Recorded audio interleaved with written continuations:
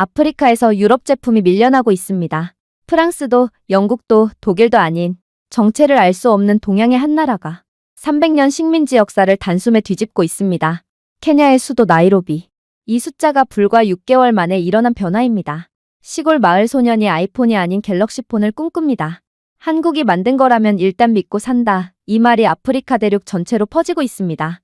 안녕하세요. 제 이름은 아미나라고 해요. 올해 24살이고 여기 케냐의 수도 나이로비에서 나고 자란 토박이랍니다. 대학에서 마케팅을 전공했고 6개월 전쯤 나이로비 시내에 있는 유통회사에 취직하게 됐어요. 동아프리카 무역이라는 다소 정직한 이름의 회사인데 저희 회사가 케냐뿐만 아니라 탄자니아, 우간다까지 수입품을 유통하는 이 지역에서는 꽤 알아주는 큰 회사거든요. 저는 어릴 때부터 새로운 브랜드나 트렌디한 제품을 보면 그냥 지나치질 못하는 성격이었어요. 그런 제 취미를 살려서 인스타그램도 운영하고 있는데 팔로워가 3만 명 정도 된답니다. 대부분은 제가 올리는 제품 리뷰나 언박싱 영상을 보려고 팔로우하는 분들이죠. 저희 나이로비는 동아프리카의 허브 도시라서 웬만한 글로벌 브랜드는 다 들어와 있었어요. 하지만 시장의 중심은 늘 유럽과 미국 브랜드 차지였죠. 전자제품 매장의 좋은 자리는 항상 필립스나 다이슨의 차지였고 화장품 매장에서는 로레알이나 맥 같은 브랜드들이 가장 눈에 잘 띄었거든요. 그때까지만 해도 저나 제 친구들에게 한국은 BTS나 오징어 게임 같은 문화 콘텐츠로 더 유명한 나라였어요. 제품으로는 삼성이나 LG 정도만 알았는데 그마저도 그냥 글로벌 브랜드 중 하나로 생각했지 한국 제품이라는 인식은 거의 없었죠. 문화는 멋지지만 제품은 잘 모른다. 이게 당시 저희의 솔직한 생각이었어요. 그러던 어느 날 팀장님이 제 자리로 오시더니 두꺼운 파일을 툭 내려놓으셨어요. 3분기 수입품 판매 데이터를 분석해보라면서 특히 성장률이 높은 카테고리 중심으로 깊게 파고들라는 미션을 주셨죠. 엑셀을 열고 한참 동안 숫자들과 씨름하고 있었는데요. 유럽 브랜드는 예상대로 꾸준했고 중국 제품은 저가형 시장을 꽉 잡고 있더라고요. 그런데 데이터를 훑어보다가 정말 이상한 패턴을 발견하고 말았어요. 한국 뷰티 제품 성장률이 340%, 소형 가전이 280%, 패션 자파는 무려 425%나 성장한 걸로 나오는 거예요. 처음엔 제가 뭘 잘못 봤거나 데이터 오류인 줄 알았다니까요. 몇 번을 다시 확인했지만 숫자는 틀림없었고 특히 저희 같은 젊은 세대의 구매가 폭발적으로 늘고 있었어요. 저는 바로 노트북을 들고 팀장님께 달려갔습니다. 한국 제품 성장률이 심상치 않다고 특히 뷰티와 소형 가전 쪽이 엄청나다고 보고드렸죠. 팀장님도 제 노트북 화면을 보시더니 정말이냐면서 어떤 브랜드들이 그렇게 성장하고 있냐고 물으셨어요. 이니스프리, 에뛰드 같은 화장품 브랜드와 코웨이, 쿠쿠 같은 가전 브랜드, 그리고 스타일러라는 생소한 제품 이름을 말씀드렸죠.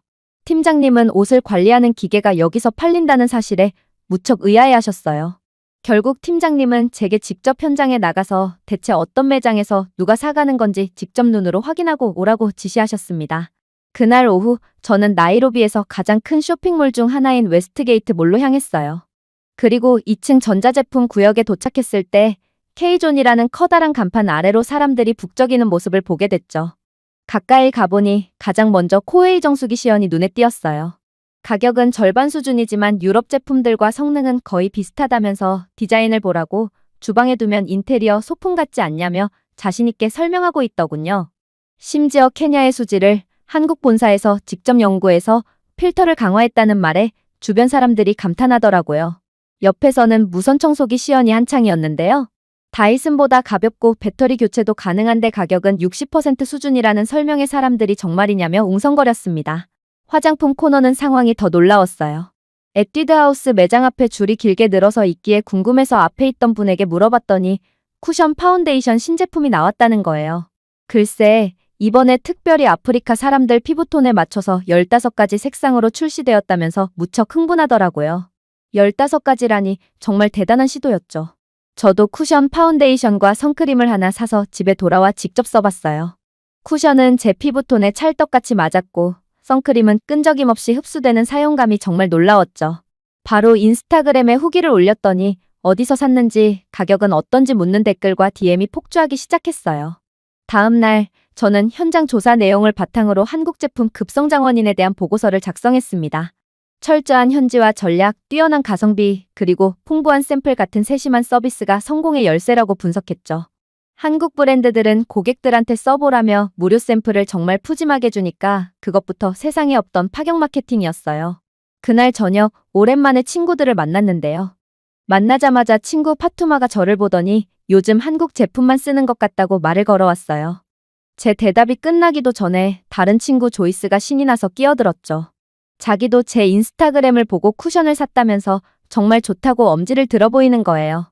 심지어 자기는 한국 라면에 완전히 중독됐다면서 신라면이랑 불닭볶음면이 너무 매운데도 자꾸 생각난다고 하더라고요. 그 모습을 보니 저도 모르게 흐뭇한 미소가 지어졌습니다. 그때 파투마가 문득 궁금하다는 듯이 물었어요. 대체 왜 갑자기 한국 제품이 이렇게 좋아진 거냐고요. 그 질문을 듣고 잠시 생각에 잠겼다가 이렇게 대답해줬죠. 좋아진 게 아니라 우리가 이제야 알게 된 게 아닐까? 원래부터 좋았는데 우리가 그동안 모르고 있었던 거지? 한국 제품에 대한 시장 조사를 시작한 지 어느덧 한 달이 훌쩍 지나 있었어요. 자료는 충분히 모였고 이제 제 확신을 회사 사람들에게 증명해 보일 시간이었죠. 월요일 아침 저는 조금 긴장된 마음으로 회의실에 들어섰습니다. 제 차례가 되자 저는 심호흡을 한번 하고 준비한 프레젠테이션 파일을 화면에 띄웠어요. 지난 한 달간 제가 발로 뛰며 모아온 한국 제품 시장조사 결과를 공유하겠다고 말하며 발표를 시작했죠. 첫 페이지에는 케냐 시장에서의 매출 성장 그래프가 그려져 있었어요. 불과 6개월 만에 3%에 불과했던 시장 점유율이 12%까지 치솟았고, 특히 20세에서 35세 사이의 여성층에서는 점유율이 무려 25%에 달한다는 사실을 강조했습니다. 자료를 보던 동료들의 눈이 동그래지는 게 느껴졌어요. 제가 직접 진행했던 길거리 인터뷰 영상과 유럽 브랜드 제품과의 비교 분석 자료를 보여줄 때는 회의실에 조용한 감탄사가 흐르기도 했고요. 그때 마케팅 팀장님이 실제 사용자들의 만족도는 어떤지 궁금해하셨어요. 저는 자신있게 다음 페이지를 넘겼습니다. 한국 제품의 재구매율이 78%에 달한다는 데이터를 보여드렸죠. 유럽 브랜드가 65%, 그리고 한때 시장을 휩쓸었던 중국 브랜드가 23%인 것을 감안하면 정말 경이로운 수치라고 덧붙였어요. 바로 그때였어요. 저희 부서의 총책임자인 음한기 부서장님이 팔짱을 낀 채 제 쪽을 보며 입을 열었습니다. 올해 45살인 그는 이 회사에서만 15년을 일한 베테랑으로 특히 유럽 브랜드와 오랫동안 돈독한 관계를 유지해온 분이었죠. 그는 제게 숫자는 아주 인상적이지만 이건 그저 반짝 유행일 뿐이라는 찬물을 끼얹는 말을 던졌습니다. 저는 데이터가 모든 걸 보여주고 있지 않냐고 조심스럽게 반문했어요. 하지만 부서장님은 제 말을 가볍게 받아쳤습니다. 데이터라니 2년 전 중국 제품도 비슷한 성장률을 보이지 않았냐면서요. 그때도 모두가 이제 중국의 시대가 왔다고 했지만 결국 조악한 품질 문제로 소비자들에게 외면당하고 망하지 않았냐고 되물으셨죠. 그의 말에도 분명 일리는 있었어요. 실제로 2년 전부터 보이던 중국 브랜드들이 이제 와서는 저품질 문제와 오염원료 사용으로 케냐 전체가 골머리를 앓았던 경험이 있었으니까요. 그는 한국도 결국 똑같은 아시아 브랜드일 뿐이라며 K-팝 열풍처럼 잠깐 타오르다가 금방 사라질 거라는 말로 제 발표에 쐐기를 박았습니다. 더 반박하고 싶었지만 회의실의 차가운 분위기 속에서 경력도 없는 제가 더 이상 무언가를 주장하기는 어려웠어요. 회의가 끝나고 자리로 돌아와 힘없이 앉아있는데 동료인 데이비드가 제게 다가왔어요. 그는 부서장님 말은 너무 신경 쓰지 말라며 위로를 건네더라고요. 그러면서 한국 제품이 정말 그렇게 좋으냐고 조심스럽게 물어왔죠. 저는 직접 써보니 정말 좋았다고, 특히 우리 시장의 특성을 세심하게 연구해서 제품을 만드는 모습이 정말 인상적이었다고 대답해 주었어요. 제 말을 듣던 데이비드는 자기도 한번 써봐야겠다며 고개를 끄덕였죠.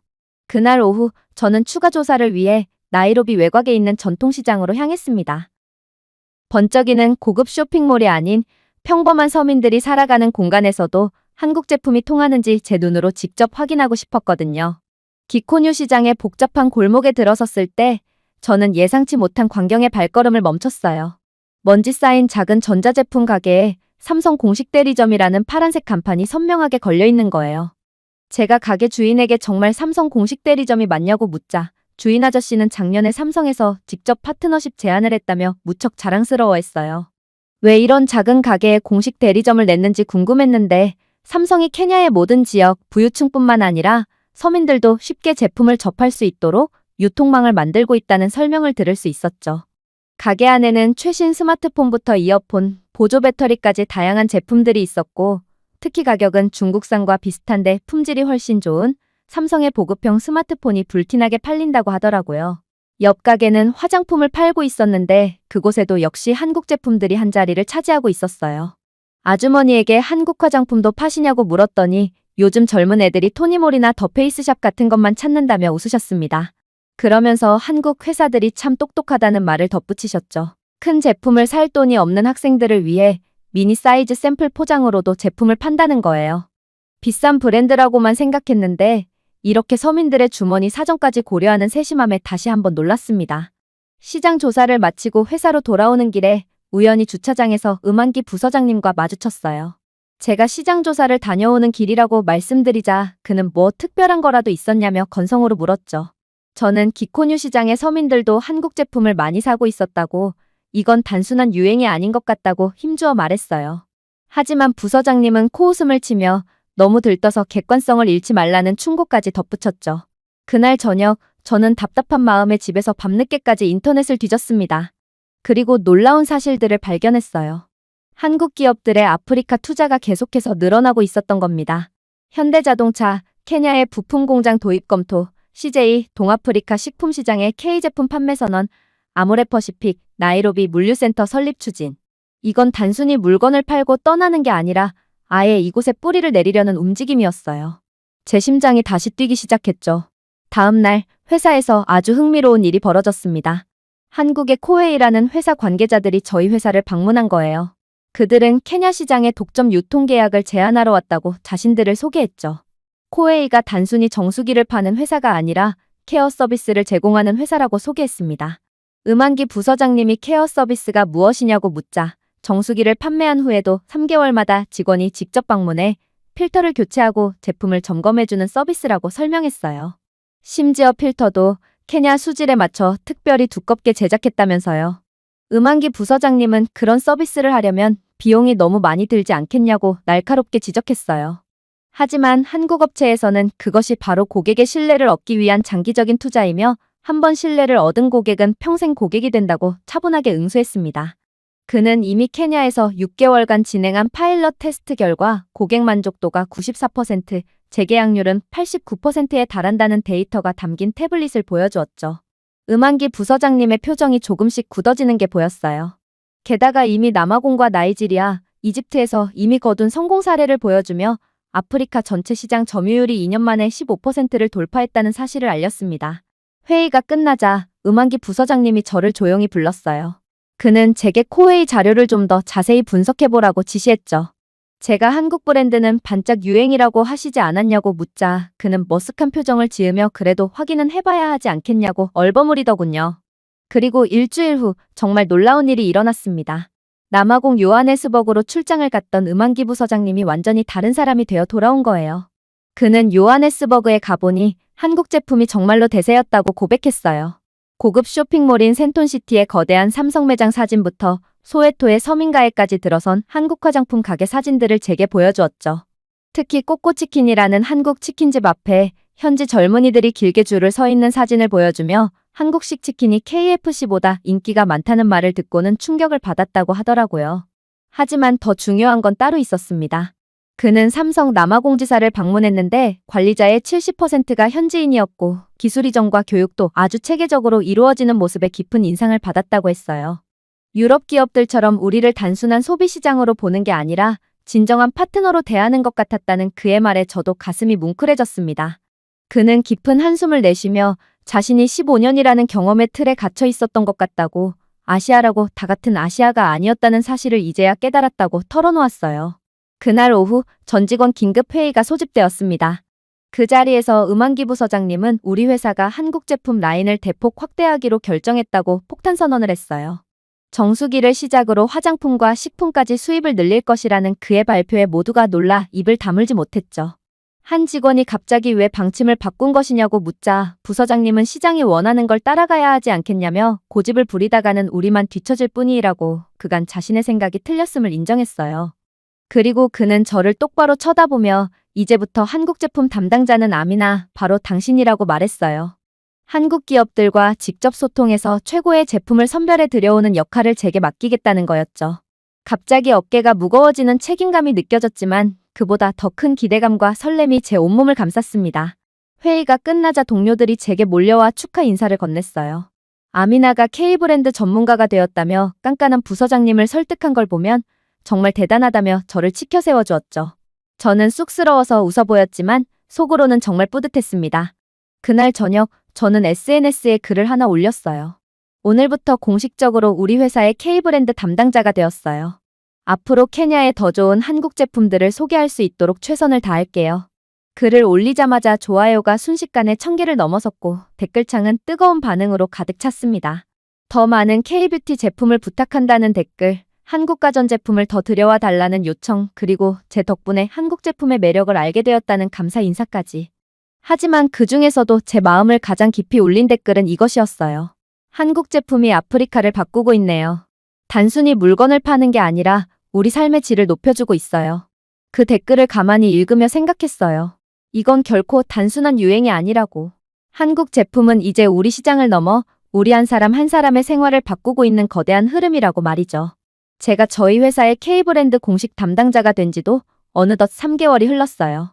정말 눈코 뜰 새 없이 바쁜 시간들이었습니다. 새벽에는 한국에 있는 기업들과 화상회의를 하고 낮에는 수입된 제품들을 직접 테스트하며 우리 시장에 맞을지 분석했죠. 저녁에는 마케팅 전략을 짜느라 밤을 새우기 일쑤였어요. 하루가 48시간이라도 모자라겠다는 생각을 매일같이 했답니다.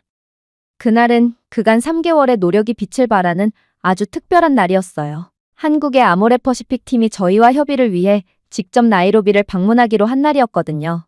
공항에 도착한 그들을 맞이하며 제 심장은 기대감으로 두근거렸습니다. 팀을 이끄는 박지원 팀장님이 저를 보더니 환하게 웃으며 먼저 인사를 건네오셨어요. 30대 초반으로 화면으로 봤던 것보다 훨씬 더 밝고 에너지가 넘치는 분이었죠. 드디어 직접 뵙게 되었다는 그녀의 인사에 저도 케냐에 오신 것을 진심으로 환영한다고 화답했습니다.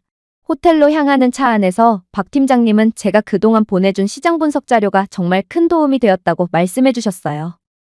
특히 제가 강조했던 자외선 차단제의 중요성과 상상을 초월하는 피부톤의 다양성에 대한 피드백 덕분에 케냐 시장만을 위한 전용 라인을 준비할 수 있었다면서요. 케냐 전용 제품이라는 말에 제가 놀라자 내일 보여드릴 깜짝 선물이라며 신비로운 미소를 지어 보였죠. 다음 날 나이로비의 랜드마크인 세레나 호텔에서 드디어 제품 발표회가 열렸습니다. 케냐의 유명 뷰티 업계 관계자들, 수많은 팔로워를 거느린 인플루언서들, 그리고 기자들까지 그야말로 업계의 모든 중요 인물들이 모인 자리였어요. 저 역시 저희 회사를 대표하는 자격으로 그 자리에 참석했죠. 드디어 박지원 팀장님이 무대에 올랐습니다. 그녀는 오늘 소개할 제품이 단순한 화장품이 아니라 케냐 여성 한 분 한 분의 목소리를 담아 만든 결과물이라고 힘주어 말했어요. 그리고 스크린에 제품 사진이 떠오르는 순간 장내에서는 나지막한 탄성이 터져 나왔습니다. 이니스프리 케냐 에디션 하쿠나 마타타 컬렉션. 하쿠나 마타타, 저희 스와힐리어로 걱정 없어라는 뜻이죠. 그 이름부터가 저희를 위한 제품이라는 느낌을 강하게 주었어요. 한국 기업에선 이미 지난 6개월간 500명이 넘는 케냐 여성들을 직접 인터뷰하고 그들의 피부 타입과 나이로비의 기후 조건, 그리고 라이프 스타일까지 전부 연구했다고 설명했어요. 제품이 하나씩 공개될 때마다 참석자들의 감탄은 더욱 커져만 갔습니다. 아프리카의 상징인 바오밤 나무 추출물을 듬뿍 넣은 수분크림, 케냐의 자랑인 원두를 활용한 커피 스크럽, 그리고 기존의 15가지 색상을 훌쩍 뛰어넘는 25가지 스펙트럼의 파운데이션까지. 특히 강한 자외선과 건조한 날씨를 고려해 최고 등급이면서도 전혀 끈적이지 않게 만들었다는 선크림이 소개될 때는 모두가 고개를 끄덕였죠. 그리고 유럽이나 중국 브랜드들과 다르게 자신들의 제품을 무작정 케냐에 판매하는 게 아니라 맞춤형 제품을 들고 온 한국 제품의 결과는 어땠을까요? 말하지 않아도 이미 다 아시리라 생각됩니다. 가끔 사람들이 제게 묻습니다. 한국 제품이 정말 그렇게 좋으냐고요. 저는 늘 웃으며 대답해요. 한국이 만들었다면 일단 믿고 산다고, 한 번도 실망한 적이 없었다고요. 하지만 더 중요한 건 그들이 우리를 파트너로서 존중하고 우리와 함께 성장하려 한다는 사실이라고 덧붙입니다. 그게 핵심이니까요. 오늘도 제 인스타그램에는 수많은 메시지가 쏟아져요. 그 메시지들에 하나하나 답장을 보내며 생각합니다. 제가 놓는 이 작은 다리를 통해 누군가의 삶이 조금이라도 더 나아진다면 그것만으로도 제 삶은 충분히 의미가 있다고. 내일은 또 어떤 놀라운 한국 제품이 우리를 찾아올까요? 그 기분 좋은 기대를 품고 저는 오늘도 잠이 듭니다. 케냐와 한국을 잇는 다리, 그게 바로 저 아미나이니까요. 오늘의 사연은 여기까지입니다. 지금 화면에 나오는 영상을 아직 시청하지 않으셨다면 지금 바로 시청해보세요. 감사합니다.